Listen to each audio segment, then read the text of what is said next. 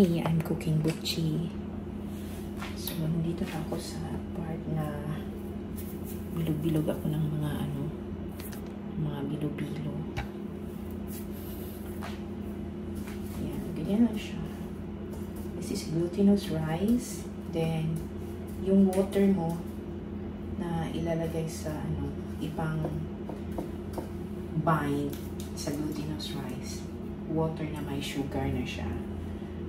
So, para hindi mabubo yung sugar.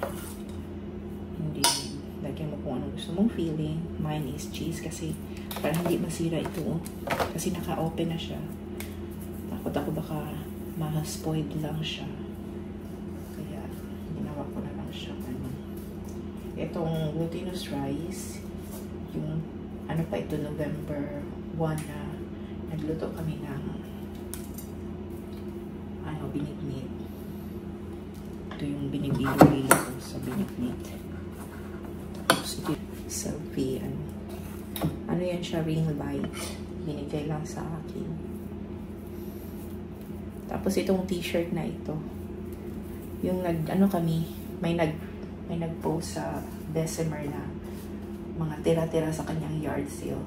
Binigay niya. So, nakakuha kami ng TV, nakakuha kami ng 2 upuan na foldable, mga tools ni Eman.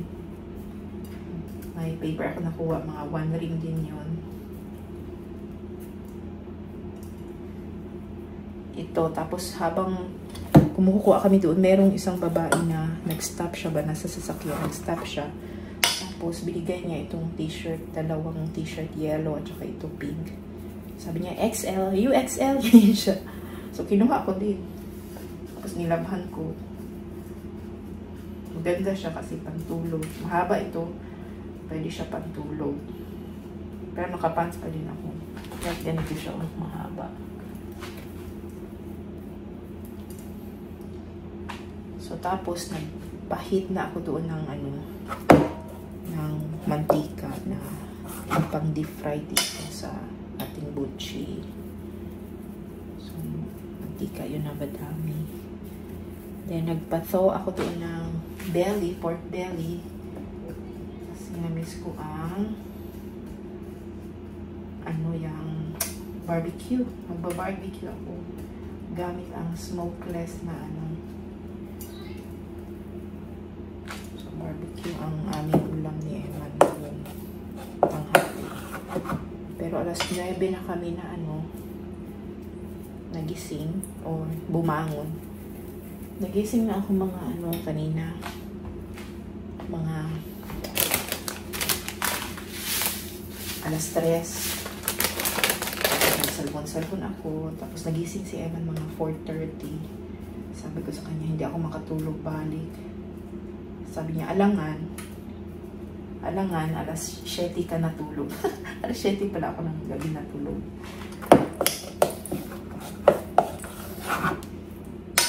Tapos tinanong ko siya anong oras siya natulog. Sabi niya, alas 7:30. 7:30 siya natulog. Nasobraan ko yung water ko.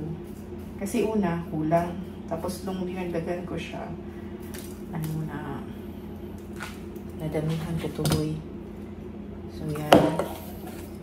Sa ilang ba ito? Ilang kilo ba ito? Harina. 1 kilo ata ito. 1 pound. Ilan yung 1 pound? Ilan yung 16 ounces? Tapos kalahati ang nagamit ko sa binignit yung last. Ito yung kalahati. So, ang nagawa ko, so pwede pa yung isa. 1, 2, 3, 4, 5, 6, 7, 8, 9, 10, 11, 12, 13, 14, 15. 16 balls. Yung iba, malalaki ang sizes. So, pwede ka makagawa ng mga 18 balls o butchi sa kalahating 1 pound ng glutinous rice.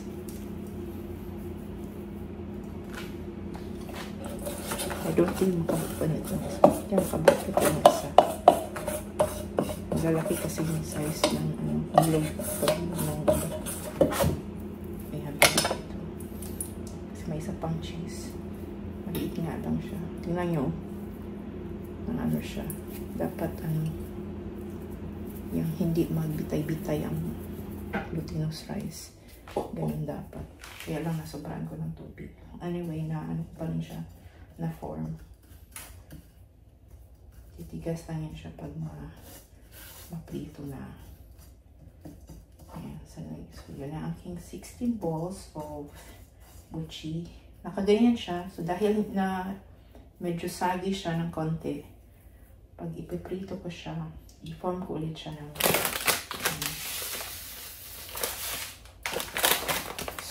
para pampasarap at para magdikit-dikit. Lagyan ng sesame seeds.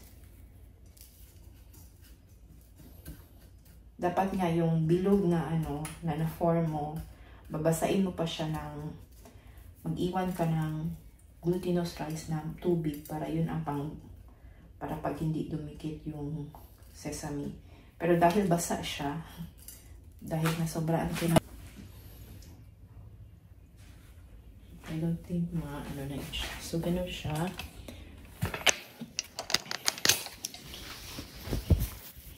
So, yan yung aking mga nagawa. 16. And then, nagpainit ako ng tubig. Tubig. Mantika talaga yan. I think mainit na siya. Try natin ng isa. Tignan yung aking survey. Ito siya ring light. Tapos binigay lang ito sa akin ni Miss AI, ni Ma'am AI. So ganyan siya. Try natin na maprito. Ayan. Ayan. So binibilog-bilog ko pa siya. Ganyan, bago ko siya ilagay sa yung malaking size yun. Tapos hindi ko siya pupunuin kasi baka mag-expand yung So ayun, 7 piraso.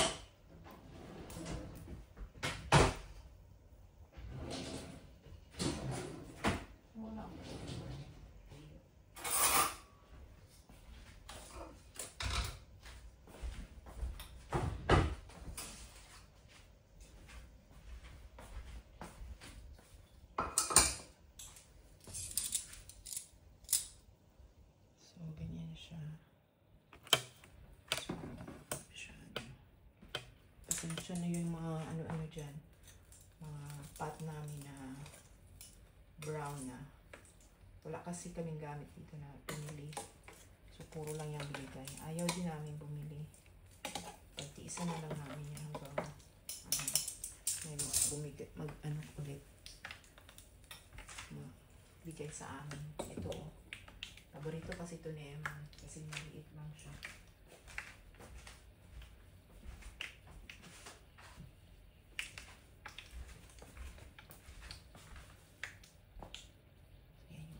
Buchi.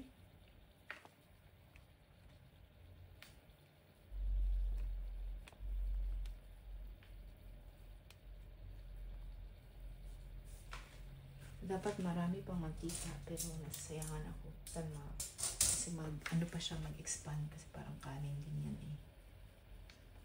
So hantayin lang natin na yung mga sesame seeds ay maluto.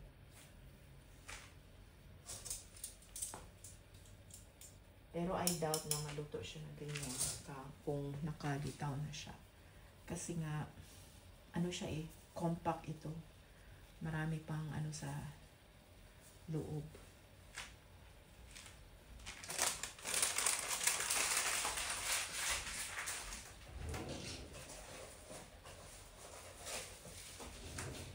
So, yan lang lang yung gagamitin mo. Magamit dito sa oil, sugar, water, saka sesame seeds. And glutinous rice. Powder.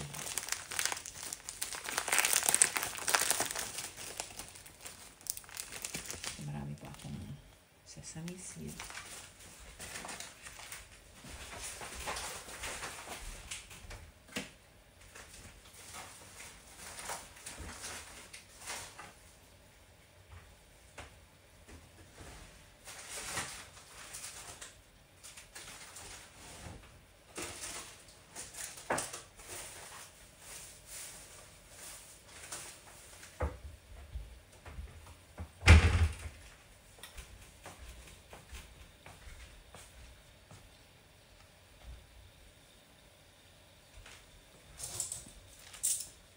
Anniversary. Kasi birthday ng anak ng kasamahan namin dito. Tapos, December 17 ata yun, i-ano niya. So, isabay na lang natin doon.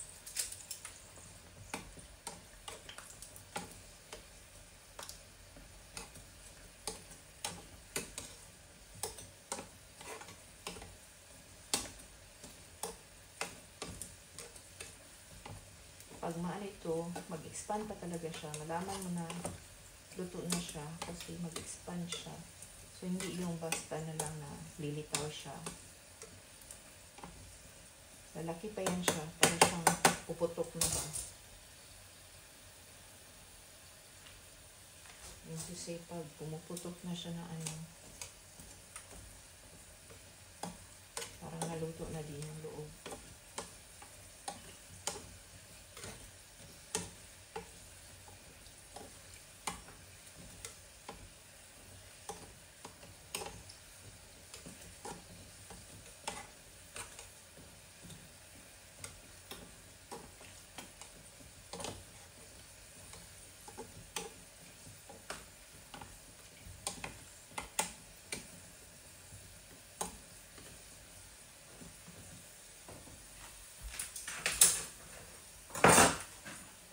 Yung pinatungol ko ng strain kasi oral ito na ano, plato.